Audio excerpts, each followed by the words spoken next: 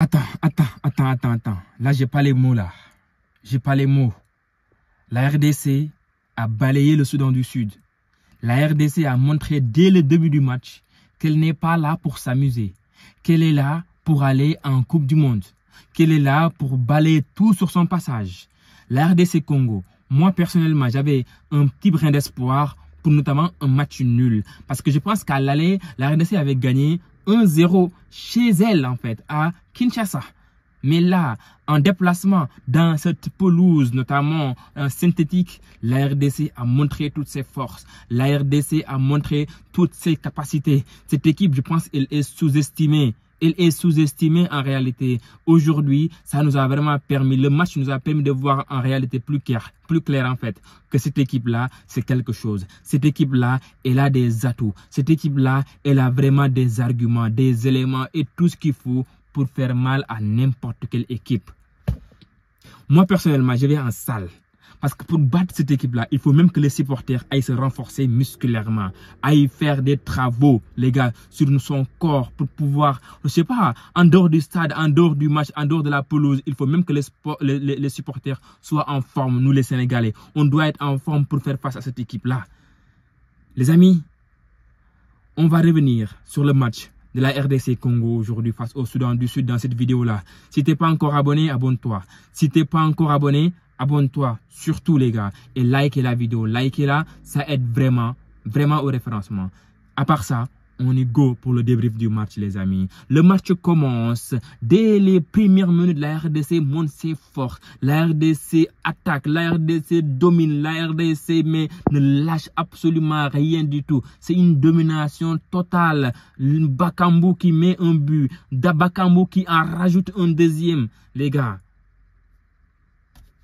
je suis désolé, mais elle a des arguments, cette équipe-là. Et on va jusqu'à la fin de la première période, les amis. Nous, personnellement, je disais, bon, c'est fini. Bon, on va peut-être s'en arrêter là à 2-0. Parce que la RDC a quand même raté. On pouvait avoir du 4-5-0, je pense, en première période. Mais à la dernière minute de la première période, la RDC en rajoute une couche.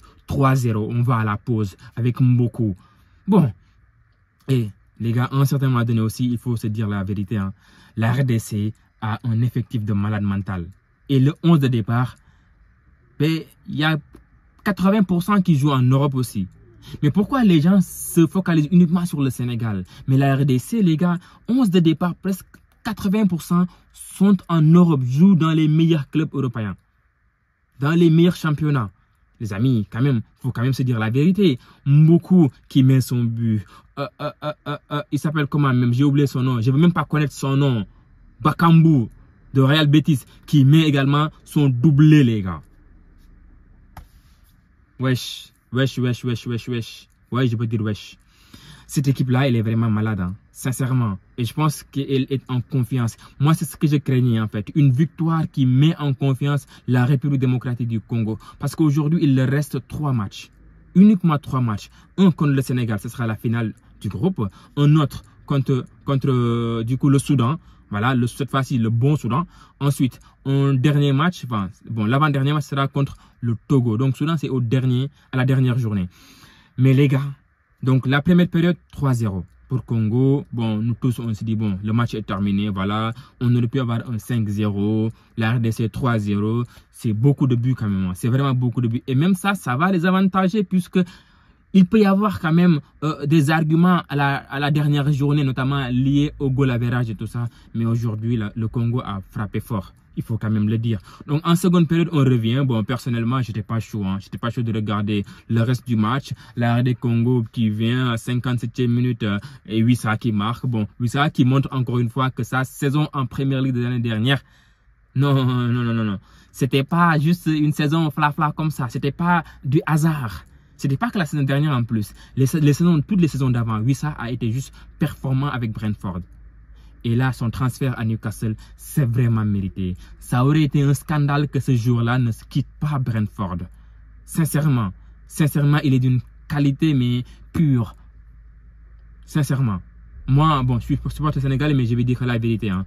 Franchement, Yohan Wissa, Mboku, il est bon, les gars. Bakambu, il a mis son doublé. Qu'est-ce qu'on peut dire? Il a mis son doublé, il a claqué également une passe décisive. Yohan Wissa aussi qui a mis son but et sa passe décisive. Bon, Mboko qui a mis son but.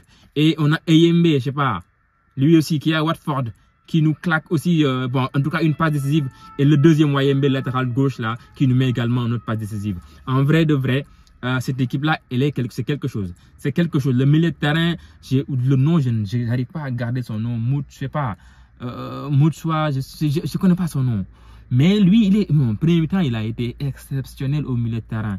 C'est exceptionnel, les gars. Franchement. Et après, on a le fameux Sadiki, disons, pardon. Donc, le milieu de terrain. Non, mais, en tout cas, les gars, la RDC Congo est bien fournie. Est bien fournie. Et De Sabre, il est en train de faire un excellent travail. Les gars. Et même si tu regardes la défense, donc, t'as Eyembe à gauche, t'as Wan-Bissaka à droite, les amis, t'as Chancel Mbemba. Bon, personnellement, voilà, on va juste se focaliser sur ce match-là. On va pas encore parler du match face au Sénégal. Parce que le Sénégal va jouer dans quelques heures pour son match face au Soudan. Une victoire s'impose pour ne pas avoir un retard de 4 points et donc oublier la qualification, oublier la Coupe du Monde. Il faudra gagner et donc revenir à 1 point de la RDC. Et donc jouer le match de tout pour le tout à Kinshasa. Bon, voilà. En tout cas, c'est dit. Mais la RDC, c'est quelque chose. C'est vraiment quelque chose. Claquer 4 buts comme ça dans un terrain qui n'est pas forcément favorable à ces joueurs-là, il faut quand même le faire.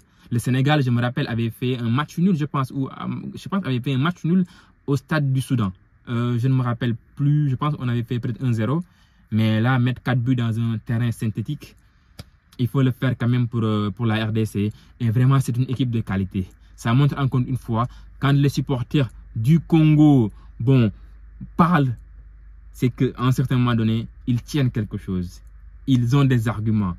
Et les gars, la bataille, elle se fera jusqu'au bout. De la part d'un Sénégalais, la bataille, elle se fera jusqu'au bout, ça c'est sûr. Parce que la RDC Congo qui gagne son match, il lui reste 3 matchs. 3 matchs, dont 1 face au Sénégal. Cette équipe-là va tout faire. Et le match, ce qui leur est encore très avantageux, c'est que le match face au Sénégal, qui est normalement le match qui leur sera le plus difficile, se jouera à Kinshasa par à Dakar. Si ça avait été à Dakar, ok, bon. Là, on sait que c'est un match décisif pour le Sénégal et ça se joue à Dakar. Victoire obligatoire, ok. Mais là, c'est à Kinshasa, au stade des Martyrs. Les supporters seront là, mais accompagnés par des joueurs fantastiques. Bon, les joueurs accompagnés par des supporters, mais malades mentales dans un stade de, je sais pas, 80 000 spectateurs. Waouh. En tout cas, c'est quelque chose, les gars. C'est vraiment quelque chose. Encore une fois, De Sabre a fait il fait en tout cas un excellent travail, à mon avis. J'ai pas quand même les tenants et les aboutissants complètement de cette équipe de la RDC Congo, mais voilà, c'est juste voir en fait lors de la dernière CAN, elle avait quand même surpris plus d'un. Hein. Sincèrement, elle avait fait une belle compétition. Elle avait éliminé, je pense, la Guinée et je pense qu'elle a été éliminée en quart de finale. Je ne sais pas par quelle équipe, je me rappelle plus. Mais cette équipe avait fait une bonne compétition. Hein. Franchement, il faut quand même le souligner. Sincèrement. En tout cas, bravo à cette équipe de la RDC. Bravo à vous. Bravo. J'ai peur. Franchement, j'ai peur. Il faudra qu'on se surpasse. On gagne aujourd'hui face au Soudan. Il faudra se surpasser, les gars, davantage face à la RDC Congo. Il faudra faire notre meilleur match, le meilleur match de notre histoire pour gagner face à cette équipe-là. Elle est vraiment là, elle est présente. Elle n'a besoin que d'un match nul, en fait. C'est ça le problème. C'est que face au Sénégal, la RDC n'a besoin que d'un match nul. Pour notamment garder son avance sur le Sénégal. Waouh. Donc nous, on va aller là-bas pour vous gagner, Inch'Allah. On ira là-bas pour vous battre au stade des Martyrs, les gars. Retenez ça. On se tient au courant. À très bientôt pour une prochaine vidéo. Juste après le match du Sénégal, on débriefera ça également ensemble, les amis. À très bientôt. Et les gars, surtout, je vous rappelle, likez la vidéo, ça aide au référencement. Partagez au max aussi et abonnez-vous, activez la cloche, les amis. Ciao.